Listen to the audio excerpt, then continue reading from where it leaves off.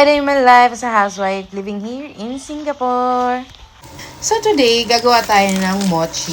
Filipino style, syempre. So frozen pa yung coconut natin. Habang frozen siya, nilagay ko na siya sa kawali and nilagay ko na yung sugar natin. Dapat dark yan, pero wala akong dark. Syempre kung ano lang meron tayo, hindi naman tayo mayaman eh.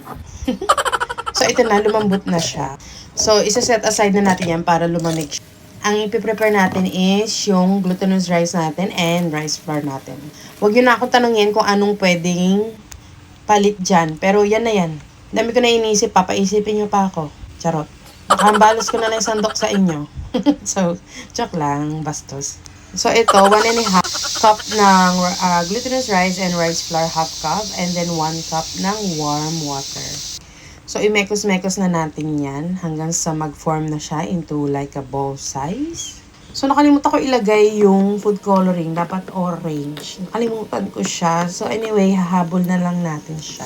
So, ito, kulayan na natin siya dahil napaka-plain niya para makulay ang buhay.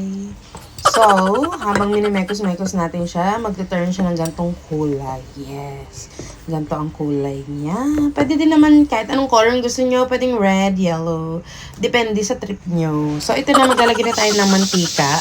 I-flat na natin yan and lagay natin yung filling. So, damihan natin yung filling kasi kahit madaming yan, pwede natin isiksik sa loob.